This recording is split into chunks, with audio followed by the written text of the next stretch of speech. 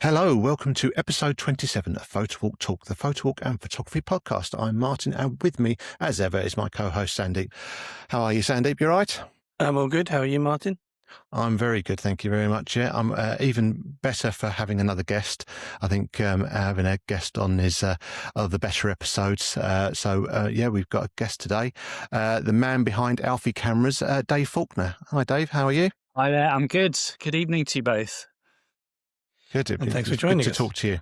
Yeah. Yes, thank you. Yeah, it's very good to have somebody on with some interesting stuff to look at. What we normally do here is we talk about what we've been up to. Sandeep, you been up to anything recently? Yeah, just a few bits and pieces here and there. So I think we mentioned in the last episode, you and I went to that Volkswagen Classic show. Finally got my films back from that, and they were quite pleased with them. Kodak Gold and some black and white, The Agent Shadow, and it was, for me, I'm quite happy with the results. And then it's been Easter, so for those listening, we're recording this just after the Easter weekend. So I was in London and Brighton for a couple of the days. So I took my Olympus OM40i with me. I mentioned on here, I've recently bought a 100mm lens, so I've been putting that on the camera and taking it around. So I was in Shoreditch and Brick Lane on Friday, I think it was, on Good Friday, and then London Saturday and Brighton yesterday. Oh, did you see the chess master on Brick Lane? Was he there? The chess master? No, is he a famous character on there? Yeah. So I don't know which day it was. I went and did a years ago, like a photo street photography day.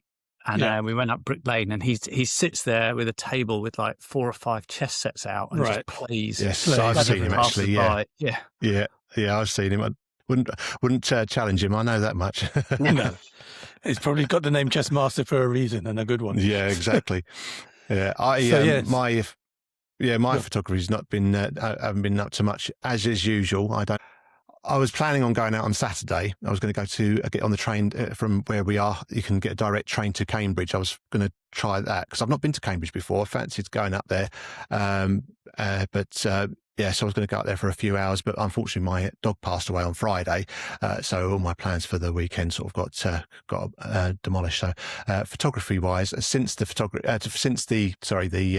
VW thing that we went to, I've done nothing. How about you, Dave? You do any actual photography, or is it all just on working on the cameras? It's all been camera stuff at the moment. It's irony is years ago, before I started doing cameras, I did loads of wildlife photography. Like every weekend during weekdays, I'd be trying to find stuff to take pictures of. And now all I do is test my own cameras. It's still photography. Yeah, that's the trouble, isn't it? Yeah, exactly. Taking photos, I guess. Yeah. Cool. So, Dave, why don't you sort of tell us how you got started in photography and how that led into Alfie Cameras? Yeah. So, I always wanted to get an SLR camera when I was a sort of young adult, and felt they were out of my price range until one Christmas. I think it was Dixon's or Curry's, wherever they were still a high street brand, were doing a special offer on Nikon D40. And I thought, I can afford it. So I bought a Nikon D40, and that was my first proper camera. I'd had like film cameras when I was younger, but nothing really notable. Although when I was at university, I did a design degree and had to take pictures of my work, and had a Zenit E, which was a somewhat. I just hated the damn thing. I could get results out of it, but it was hard work. So I started really getting into photography properly with that Nikon, and quite quickly gravitated towards wildlife photography. Gradually bought all the kit and all sorts of fancy lenses and cameras over the years.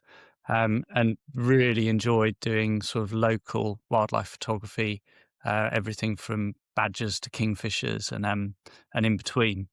And it was doing that wildlife photography, I got a bit into landscape photography.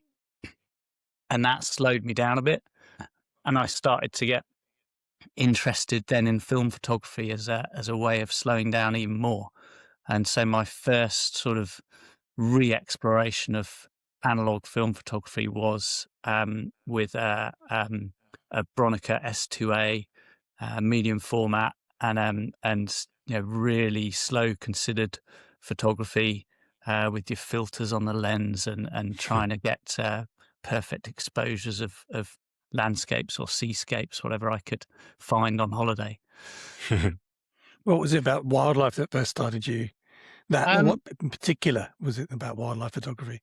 I think it's for me, it's about the escape, about actually going somewhere and doing something that was for me, and was an opportunity to really connect with the world and just be at peace. And if I came away with a great photo, that was the bonus. But actually, just being out and enjoying being outside and learning about the particular wildlife I was trying to target at that time, their behaviors, and that whole process really, really engaged me. And even now, if I get a chance, then going and doing some wildlife photography is something I really still love to do.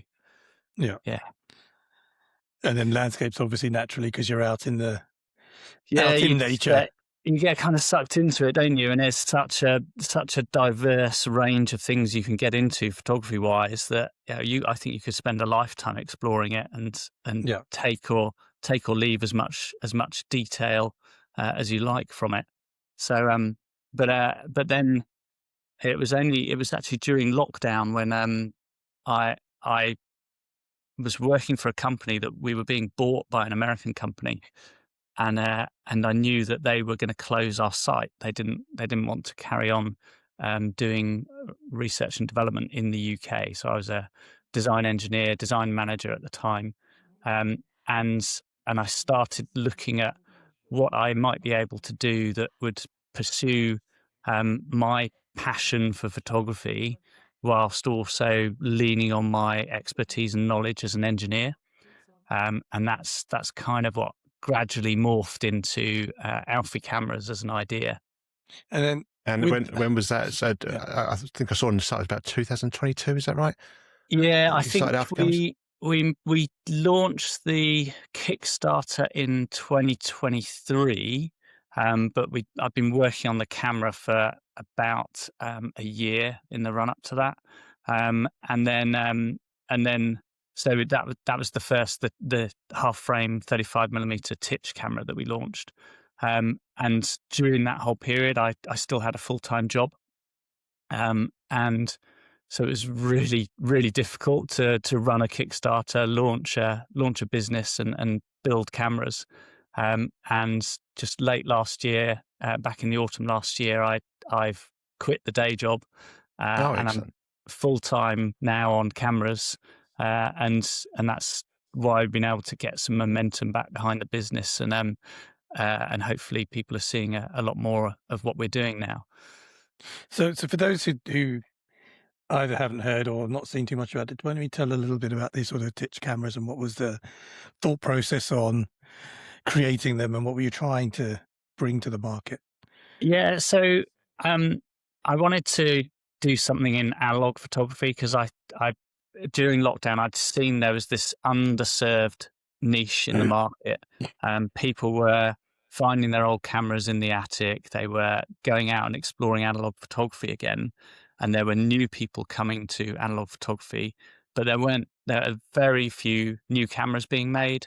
You had some sort of people making low volume 3D printed cameras. You had Leica still making incredible I think the M6 they're still making incredibly expensive, and for the in between it was about finding a used camera, hoping it worked, and trying to learn photography or learn analog film photography with that tool. And I realized that there weren't people making the new cameras at that point, and there was an opportunity to build a brand and a camera company around manufacturing new film cameras for this sort of both the new and the old generation of analog photographers. It's quite a unique looking camera as well, isn't it? It's got like a rotating sort of selectable lenses.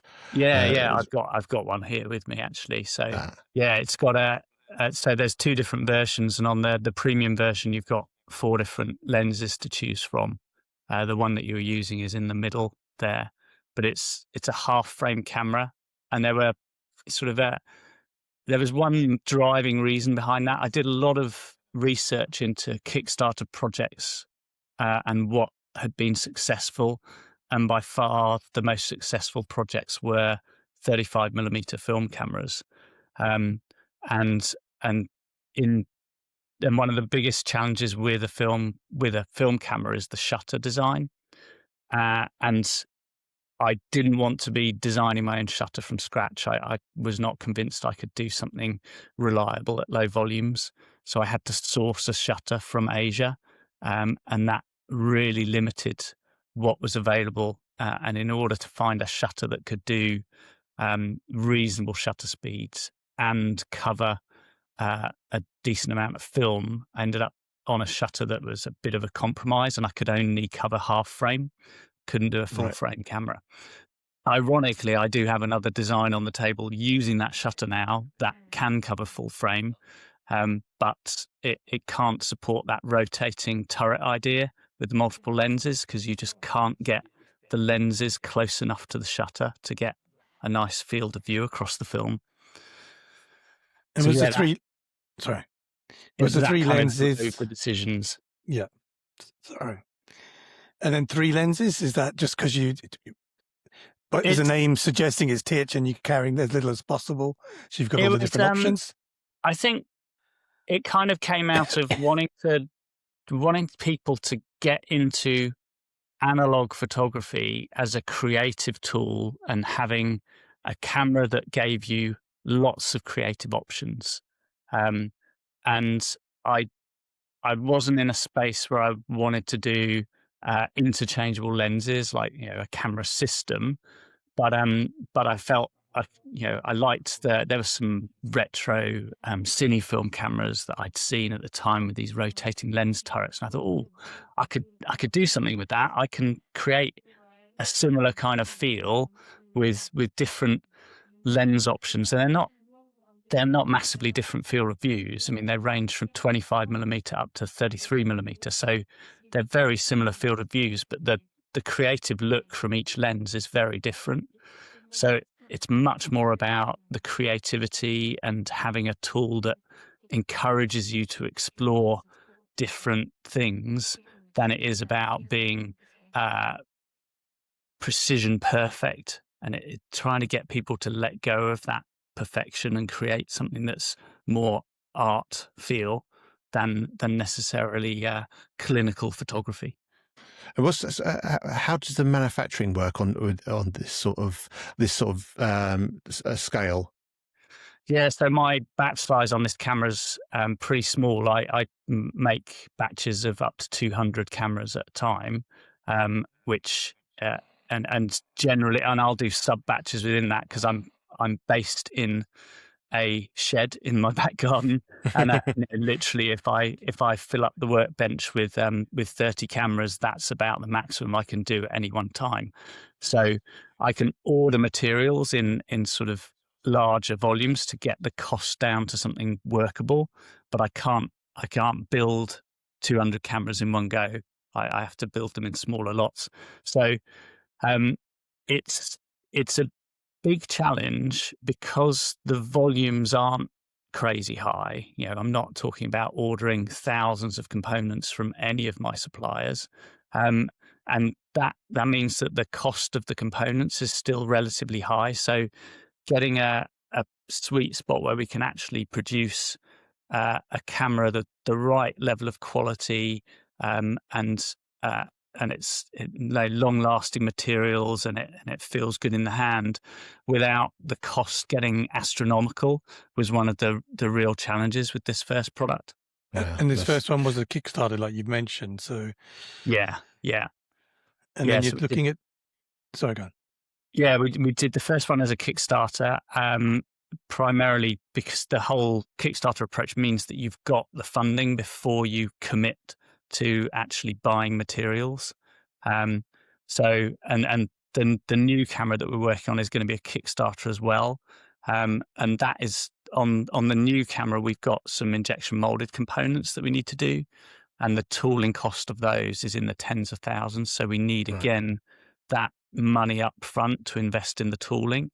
And that will, if it was, if it was another camera, if it is a camera that didn't require tooling, which the Titch didn't require tooling, then maybe we wouldn't have to go the Kickstarter route. But, that's where we are still as a business. I think we'll be Kickstarter for a few more projects yet.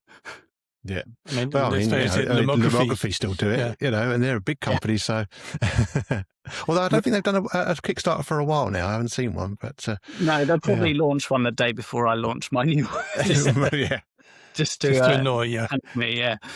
But I think there's a kind of, I feel like there's different levels of Kickstarter. There's where I was when I first did one. I was completely new to Kickstarter, learning the whole process. Learning how I knew how to design and engineer a product, but I didn't know how to market it and how to raise the funding for it. And so now with the new product that we're developing, I feel like my knowledge and understanding of the Kickstarter sort of micro environment and the marketing and fundraising approach there has matured, and that's allowing us to kind of do things like actually pay for advertising now to try and push the project awareness before we launch on Kickstarter, which is something with the first product I probably should have done, but just didn't have the confidence to understand how to do it. Yeah, I saw you. You were at the photography show. How did that go? I was there. I should have come and said hello, but I don't know. I was all over the place that day. How was it? It was really good. Phenomenally busy I think because it was Mother's Day on the Sunday, which meant the Saturday was just crazy. Everyone was trying to get their visit in before they had to go and have roast dinner with Mum, and it was non-stop. And it always is. You're spending a lot of time on your feet. You have the same conversation a couple of hundred times during the day, and so it's hard work. But in terms of getting awareness out there of a new product, I take products to sell. I had Titch cameras there to sell, and I sold a few over the course of the show, but it would in no way cover the cost of exhibiting at the show. And I didn't actually attend last year because I didn't have a new product to shout about. So it was very much about, this is an opportunity to get the new product out there in front of people, as many people as possible, as quickly as possible, and build some momentum behind the launch of the product. And as that, it served its purpose fantastically, and it has really given us a big kick up the backside to get the marketing out there and start advertising the new product. Excellent. So tell us more about this new product then. As it's the BOXX. Yeah, I've got one of those with me as well. Unfortunately, my better looking prototype is with the videographer. So last week we were making the Kickstarter video, which is part of the package you have to put together. But this camera, again, it's about creative photography. I always wanted to do a camera that allowed you to experience the whole of the analog process, from composing your image to actually doing the chemistry yourself. And that's what this camera allows you to do. So, it's got a ground glass back on it. We've got a range of lenses. I said this one's a bit rough and ready, this prototype one, but there's a 100mm lens, there's a 55mm wide angle, and then a 65mm pinhole lens as well. And then we have these film holders which go in the back, and this is our pocket darkroom, we're calling this, which basically allows you to load your photographic paper in a dark bag. So you can do that with this magnetically coupled holder. So that's really easy to do in the dark. And then once you've exposed your image and replaced your dark slide, you can deliver your chemistry through here. So, and we're promoting it initially with black and white reversal process. And that's because it's so engaging to actually see that image emerge in front of your eyes.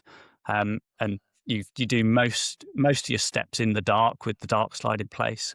And then that final step, you pull the dark slide and deliver your developer fluid across the image again. And that picture just comes out in front of you, which is really magical. Oh, wow. That sounds good. So is that similar to those sort of Afghan cameras, and this is like a small version of that, yes, or not really?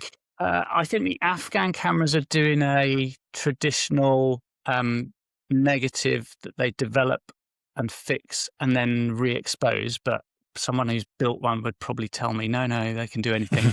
And there's nothing to stop you doing traditional negative chemistry in the box. It's just we're promoting it with a reversal process because it's a bit more engaging for that first experience with. So you get a finished product almost straight away. Yeah, totally. Yeah. It's like a slow Polaroid. Yeah. Sounds good, because we haven't got any decent Polaroid anymore, so that sounds like a good alternative. So obviously it's still in the sort of planning stages at the moment. Any idea roughly when the Kickstarter is going to be released? Yeah, we're just nailing down the dates at the moment. I think we're going for somewhere around the 17th of May for the Kickstarter launch. So we've got kind of about 4 or 5 weeks of pre-launch activity still. That's giving me chance to kind of get more prototypes made and finalize some details on the design. And then, because one of the things with Kickstarter is it's a bit like its own sort of social environment. And if you can get your project backed within the first 48 hours, it gets picked up by the Kickstarter algorithm, and then they will promote it internally. So, and people are like, why am I hearing about this camera and yet I can't back it yet? It's because we're trying to build the interest level so that we get that backing within the first 48 hours, because it makes a big difference to how much further the backing will go and what sort of volume we'll be at for the first batch of cameras. What's your target, or is that still you're still crunching the numbers for that? So target on price or target on numbers of people we need? What's the I've forgotten what they call it now, the target money that you need to I can't remember it. So basically I need the minimum batch size I can make this camera work at is 500 as opposed to the 200 on the Titch. So and I think that's going to equate to somewhere around £40,000 that we need as a Kickstarter, which is a lot of Kickstarters put a really low figure on their initial backing, and I'm not convinced that that's what they actually need, but they're doing it to hit that algorithm. But I always try and put the backing in place on the Kickstarter that reflects the volume of product we want to manufacture at a minimum, and that, I mean, it worked for me on the first one, so I'm expecting it to work well this time round. But and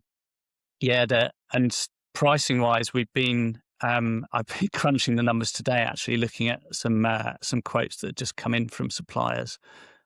We are going to be for the basic model, which is going to be the camera with a pinhole lens.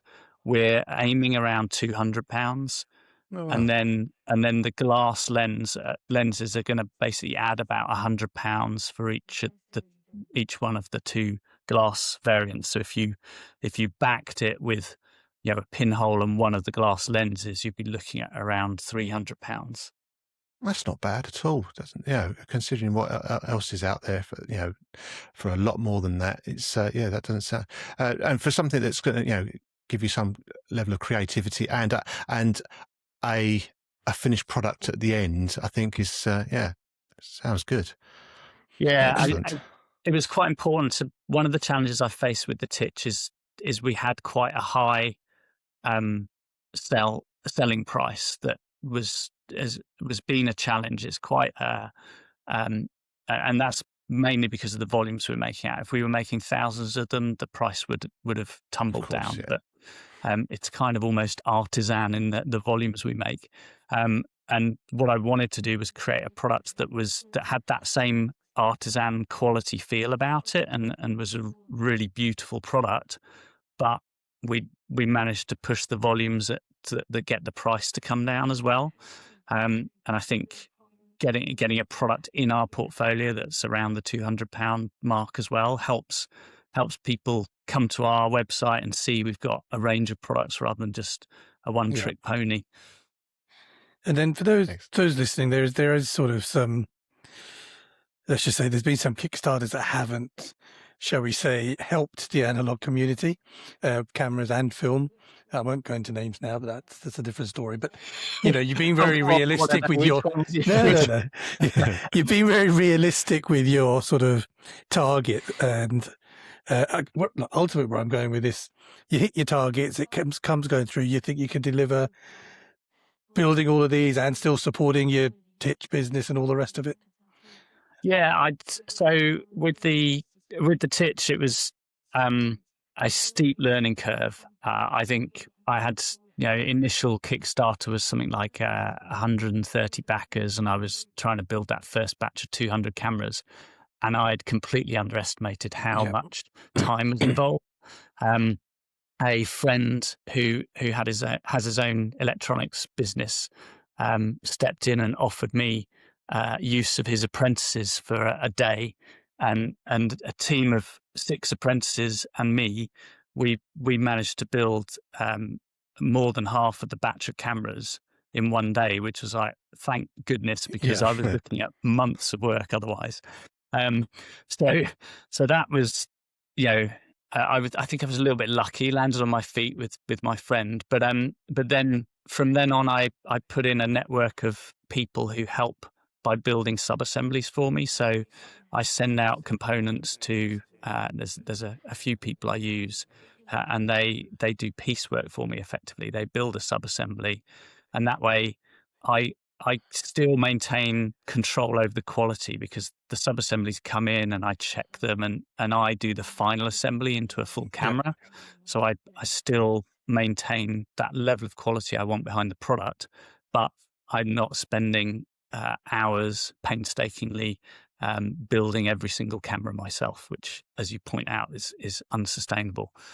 So I think the new product is going to be a combination of that again, but I'm expecting to, if we exceed that initial 500 batch, then we'll be looking at a new premises, not a bigger shed, a bigger rental space, and I'll probably be bringing some of those people who've been helping me do the sub-assembly work on board, at least for a short period of time, to help deliver the next Kickstarter. Excellent. So obviously that's your main focus at the moment, but is there other ideas going on in the head for future products? Yeah, it's funny because the product I started the company wanting to do is still on the drawing board. It's had a few bits developed for it, but it's a much more advanced, more mature camera, and it's still there as the carrot that we want to get to, but it's probably still a couple of years away. Yeah. So there's a long list of projects in between that. And in fact, I did develop a full frame version of the Titch, just using the one lens, but the camera market, while I was developing it, shifted, and we had new entries from the Rolei from Mint, the AF1, and it was those two that made me think, actually, I'm going to pause that camera. Because I'm going to struggle to compete with what they're doing technology-wise. And I pivoted onto something where I felt I could do something really engaging for my customers and people that I wanted to produce beautiful cameras for, without necessarily tying myself to a technology arms race. Yes. And it turns out that was totally the right decision to do, because I think then was it early this year, Kodak and Rito produced the Snapic, which is it's a relatively simple camera, but there's a lot of technology in there for £100, and that's it's somewhere that as a small business I just can't compete with. So I think it was good that I put the full frame version on the shelf for the moment. Yeah, I know, but I think there's a real hankering for a premium compact. I remember Bellamy Hunt a long time ago had a big presentation where he wanted to bring out a premium contact, sort of like the Contax type camera, but realised sort of fairly early on how difficult that is. And I think us photographers don't realise quite how difficult these things are to produce, and unfortunately the people that were producing them aren't and have got no desire to, but which is a shame really, because I think a premium compact would do really well, but I imagine that's a difficult thing to build. Yeah, I think I mean, we look at what's analog with their AF1, they're trying to tick that box, and I think they'll get there with a premium compact product, but are they going to lost the interest and the engagement they'd gained initially by the time they actually get their product out there? It's taken them a while to actually get to market at the moment. Yeah. So and the Rolei, I think I haven't used one, but I think it's a great camera. It's got a few quirks which people have commented on in reviews, but the biggest challenge in the UK is that price, which is caused by the import duties on it. It's a much more reasonable camera if you buy it in the US. But that is the issue with we also want a premium compact camera, but the price is going to be the issue. If it suddenly comes out at $1,800, $2,000, or even $1,500 or $1,400, then you're looking at what you could buy for that money for a camera. Will people spend the money? You can get one much cheaper, I'm sure, or made much cheaper, but then what are you compromising? And is it premium? I guess what I'm saying is, us photographers are grumpy old souls, and we want everything for half the price that it's actually going to cost. That's probably the point. Part of the problem is as well, Sandeep, that we've been conditioned by the second-hand market over the last 20 years. I've got a Nikon F6 that I picked up for £500, and I love that camera, but you can't get them for under £1,000 now. And at the time it came out on the market, it was a £3,000 camera, or possibly more. So we've all fallen into that trap of, you can get these amazing bits of technology for very cheap prices, and now that landscape is changing and the prices are creeping up, and the reliability of what's available. That's the thing, you want to pay the premium for the reliability now, don't you? Yeah. And I think it's really challenging, and I think that's why the Kodak Rito the Kodak Rito relationship with that Snapic A1, they've hit the nail on the head, I think, in terms of pricing and capabilities of the camera. I expect them to do very well with that product. But for example, you talk about the BOXX camera that you bring in, the creativity, the all-in-one. It also sounds perfect for photography teaching and universities and schools and all the rest of it. So hopefully there's a market out there.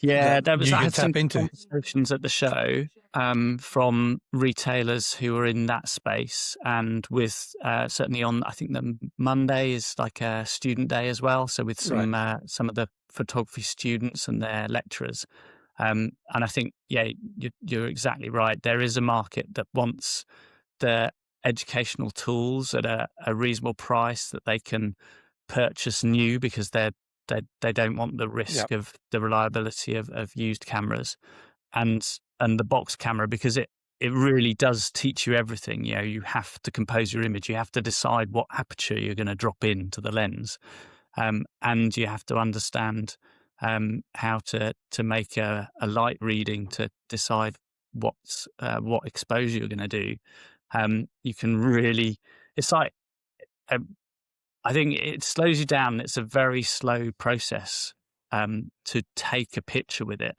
but the learning process is incredibly rapid because you get that immediate feedback on what you've done. Whereas with analog photography, when you're on a 35mm canister, that feedback is a few weeks away from, especially if you send your film off.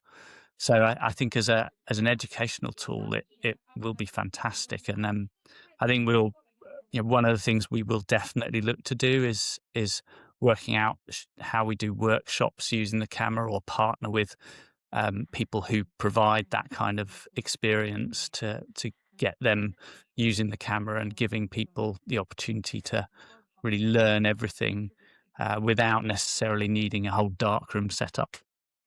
And I'll say this, I'll call myself the uninitiated. So I don't develop my own film. It all goes to labs. So when you're telling me about this camera, I'm thinking to myself, okay, so I go out, can I only take one shot? Do I need a dark bag with me? Can I reload? What's the use case in that respect? Okay, so you load these at home, and so you can buy a number of these. And if I'm these would be the dark slides for those who aren't watching on video. Sorry. Yeah, so this is the this is the film holder with that has the dark slide on it. You load your film holder at home, and that's kind of very typical of a plate camera or a large format camera. And rather than be limited to just taking one picture, you might have sort of 5 or 6 of these film holders, and then you will then take your 5 or 6 considered images out and about, and then the option with the Alfie BOXX is you either then develop them on the spot, or go to a coffee shop or the pub, do a bit of development there, or you take them home and develop them once you're at home in the comfort of your kitchen or back garden table. Yeah, no, that does clear it up. I mean, like you say, you compare it to large format. But this has the advantage of actually you just can develop it there and then, or like you say, pretty quickly and portably to see your results. What size are those images? It looks sort of 6x4-ish? It's 6x9, so it's 6x9 centimeters. So I try to. I haven't got anything for scale. There we go. Here's a mobile phone for scale. So it's kind of a bit smaller than your mobile, the typical mobile phone screen that you get now. But and the reason behind that, it's kind of a bit similar to the Titch. The reason behind it was that we have to make the film holders with injection molding, and the tooling costs on the injection molding tooling go up disproportionately to the size. So if we're trying to produce a much bigger print with an injection molded film holder, the investment cost is significantly more than just double the size of the cost of the current one. So we've kind of gone down that route of the size we've chosen because of the economics of volume manufacture. But it makes it a bit more portable, though. I think anything too much bigger would be, make it a bit more unwieldy. Yeah, you can definitely, and I have on many occasions, take the BOXX camera and some film holders out with you, along with your other preferred camera, whether it's a 35mm SLR or a mirrorless camera, and do a bit of both without, and you're still in one sort of standard camera bag rather than suddenly having to lug an enormous field camera on your shoulder. And then, definitely. You mentioned obviously driving traffic to your site, so you seem to have some used cameras and some film on the Alfie Camera site. So these we had Paul from Picture This Film Lab, for example. He's got this massive cabinet in his store. Half the cameras in there are his ones that he promised his wife he'd sell. So are these your used cameras, or do you just buy, repair, and submit out? So we've been. It's interesting. You picked up on exactly why I did the used cameras. I had opportunity to purchase some good value used cameras tail end of last year, and I thought, well, let's give it a go and see how that goes on the website. It is a lot more work than I bargained for, If the cameras that I could acquire were absolutely perfect, working, and just needed a clean, then it would be a very easy side of the business to do. But more than 50% of them need some form of attention, whether it's a more in-depth clean, where you've got to take stuff apart and get behind front elements of lenses or viewfinders, or you've actually got something physically broken in the camera that needs repairing. So my source for cameras, whilst he's reasonably priced, it's a bit of a challenge to find the diamonds in the rough. Yeah. So that's been quite enjoyable experience. I was very much enjoying I would set aside a Friday. Friday would be my repair a camera, list it on a site day. But as the new BOXX camera has taken over and increased its momentum, that's sort of taken a bit of a back seat at the moment. I think we don't have enormous amount of stock listed right now, but I have more stock for repair. Yeah. It's just not quite made it through the workshop yet. And the film on there, you've got some respooled film. Is that you doing it, or that's?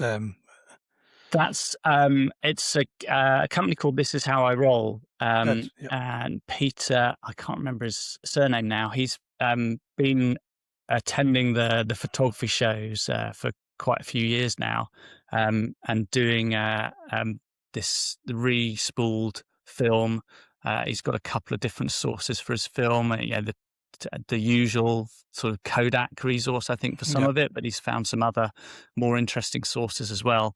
And I wanted to just be able to offer people buying one of my cameras, whether it's a new Titch or a used camera, some film that they could buy at the same time. Use straight away, yeah. And so they could get everything from me they needed to get going.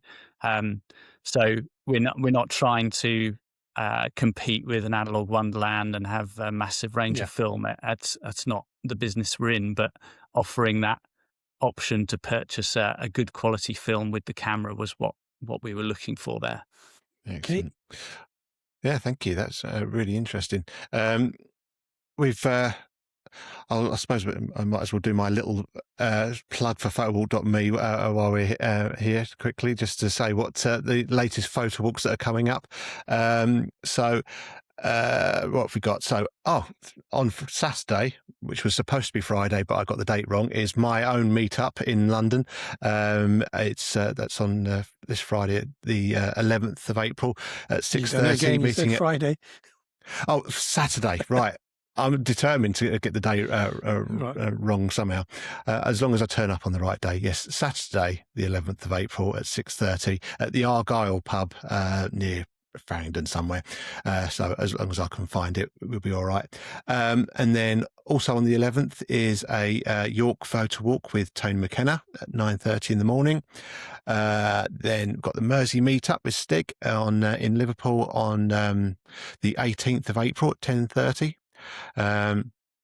And another one on the 18th, which is the April Toronto Film Shooters Photo Walk with Bill Smith. And what else we've got? Brighton Spring Colour Hunt with Ben Cottingham on the 19th of April at 2:00 in Brighton. And then we've got the Hunting Bluebells at Cork Abbey in Ticknall. I don't actually know where Ticknall is, but that's with Barry Warner on the 19th of April at 2:00. And then finally, on the 25th of April, we've got the Peanuts, Pig Iron and Pints in Birmingham, Alabama with Billy Sanford, who I met at the photography show the other week. He was with Graham from the Sunny 16 podcast, so I met him. So that's those are the photo walks currently going up. Do you fancy doing a photo walk to promote your cameras, maybe? Well, it's funny we should mention that, because I'm going to do the plug for, it says on the 26th of April, which is National World Pinhole Day, I think it is. Yes, World Pinhole Day. One of my I say influencers. I don't know if he's an influencer or just a very nice guy. Bit of both. He's Almost in Focus podcast. Oh yes, Tom Warlands. Yes, Tom. He's doing. He's been on here as well.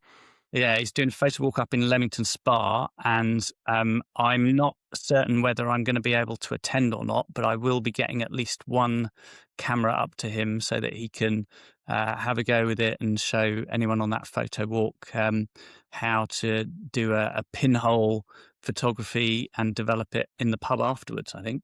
Excellent. Oh, that's good. Yeah, good stuff.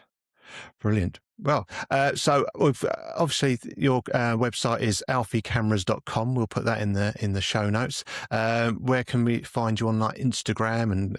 Yeah, so we're on Instagram at Alfie Cameras.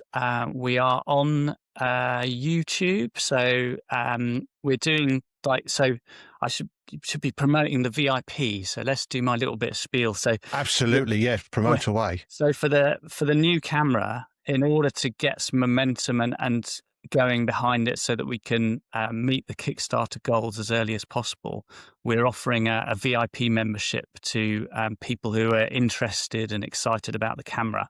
It's £1 for UK people. I think it works out because of all the exchange rates and my payment processing at $2 for a US person or €2 in Europe. What that gets you is if you then go on to back us on the Kickstarter, you'll get the pinhole lens as a free add-on, and it will be a gold version of it, so it will mark you out as a VIP for anyone who knows. And also you'll get access to our making of videos. So we're doing a series of making of the BOXX videos. We released the first one about a week ago on. It's hidden on our YouTube channel, so it's only there for VIP members at the moment. And so there'll be a whole series of those, just kind of giving you the insights into how we designed and developed the camera and the decision-making process. And we've even got a making of the Kickstarter video, which so while we were filming the Kickstarter video last week, we were also filming how we were making the Kickstarter video as well. So there's a whole series of interesting videos that you'll get access to. And of course, we'll keep you updated with exactly when we're going live on Kickstarter and what the pricing is going to be and how you as a VIP can get the best possible price as well. Brilliant. Lovely. Right. I will provide a link to that in the show notes. That's on your website, isn't it? Yes, it is. Yeah. Yeah. It is perfect, right? So I'll make sure we put links to all of that on there. Anybody listening who is interested in that BOXX camera, make sure you sign up to be a VIP member for all those extra details. Excellent. Well, that's it for today, I think. Thank you very much again. That's it for this episode. Thank you for listening. If you have any comments or questions, please email us on podcast@photowalktalk.net. Make sure you subscribe to get new episodes as and when they are released. Thank you and bye-bye. Thank you. Thanks very much. Bye-bye. Cheers. Thank you. Bye.